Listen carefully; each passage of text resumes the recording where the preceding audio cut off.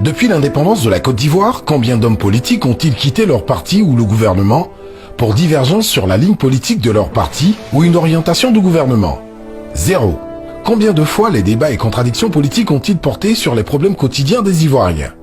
Le FPI est-il opposé au RHDP sur sa politique d'accès au logement? Le PDCI a-t-il quitté le RHDP parce qu'ils étaient en désaccord sur la politique de l'emploi des jeunes? Non.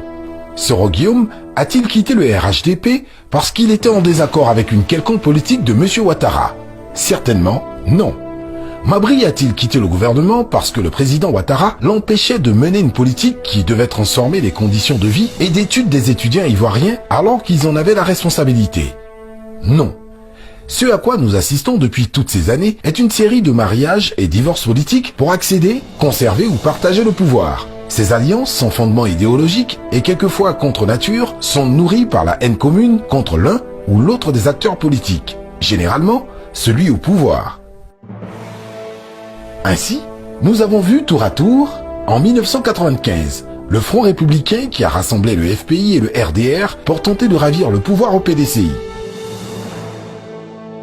En 2004, le groupement politique RHDP avec notamment le RDR et le PDCI pour combattre Laurent Gbagbo et finalement le déporter à La Haye. Après 8 ans d'exercice commun du pouvoir avec ses alliés du RHDP, le PDCI se retrouve avec le FPI de Gbagbo au sein d'une nouvelle alliance pour combattre le RHDP à la faveur de l'élection présidentielle d'octobre 2020. La fin justifiant les moyens, notre classe politique n'est à une contradiction près. Aucun reniement n'est de trop. Nous parlons régulièrement du manque de repères de la jeunesse ivoirienne. Peut-il en être autrement avec une telle classe politique? Jugez-en vous-même. Bédié qui encense Ouattara.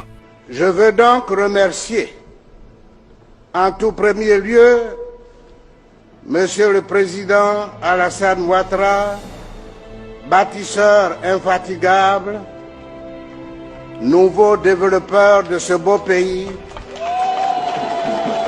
Mais ça, c'est quand il partageait le pouvoir. Niamien qui encense Ouattara. Pour être président de la République, il faut avoir beaucoup de volonté. Il a beaucoup de volonté, il a beaucoup d'assurance et il sait où il va. Mais ça, c'est quand il était au gouvernement. Guy Kaoué qui refuse les modifications proposées par l'opposition au titre de la réforme de la CEI en 2015. L'opposition et également des candidats déclarés à la présidentielle qui dénoncent encore aujourd'hui, qui continuent de dénoncer la commission électorale indépendante. Ça, ça a du passé. Okay. Parce que dans la commission siège des personnalités de l'opposition. Cette situation maintenant. Le FPI est à la CEI.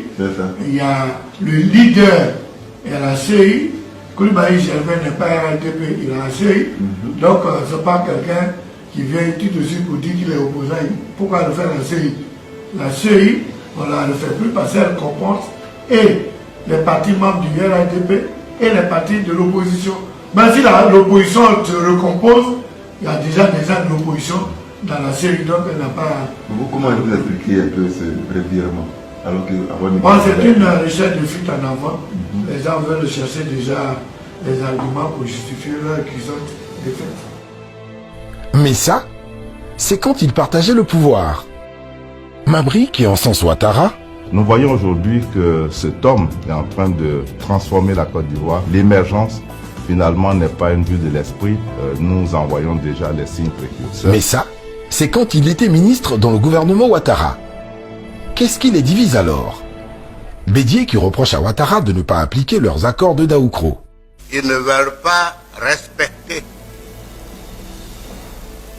leurs engagements, à savoir soutenir le candidat du PDCI-RDA à l'élection présidentielle d'octobre 2020. Soro qui reproche à Ouattara de ne pas faire de lui son successeur alors qu'ils avaient un accord. M. Ouattara a pris des engagements vis-à-vis de moi.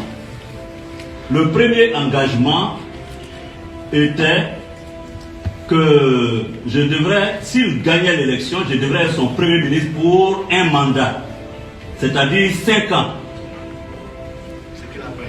Il a été suffisamment intelligent pour me berner et raccourcir ce mandat-là à 11 mois. J'étais encore sous le charme, vous comprenez. Mes collaborateurs ne m'en voudront pas. Deuxièmement, je devrais être le numéro 2 de son parti, le RDR.